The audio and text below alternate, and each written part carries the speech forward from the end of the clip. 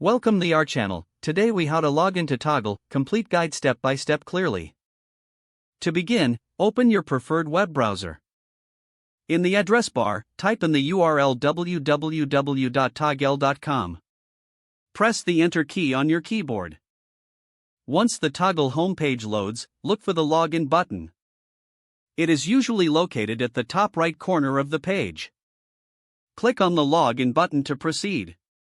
You will be directed to the login page. Here, you will see fields for entering your email and password. If you already have an account, enter your email address in the designated field. Next, enter your password in the specified password field. Make sure to type your password correctly to avoid login issues. If you forget your password, click on the Forgot Password link for assistance. Once you've entered your credentials, click the Login button. Wait a moment while the system processes your login request. If your details are correct, you will be directed to your Toggl dashboard. If you encounter an error, double-check your email and password for accuracy. Once logged in, you can start tracking your time effectively. Explore the features available to maximize your Toggl experience. If the page does not load, refresh the browser or try again in a private or incognito window.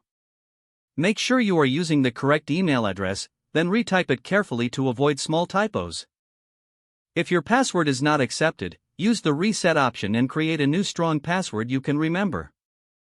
Check your spam folder for verification or security emails, then complete any requested confirmation steps. Enable two-factor authentication if available to improve account security and reduce unauthorized access risk. After signing in, review your profile details so your contact information and settings are accurate and current. If you see an error message, note it down and try again after restarting your device and internet connection. Log out when you finish, especially on shared devices, to keep your account and payment information secure. If the page does not load, refresh the browser or try again in a private or incognito window. Make sure you are using the correct email address, then retype it carefully to avoid small typos. Don't forget to like this video and subscribe to our channel for more step-by-step tech guides.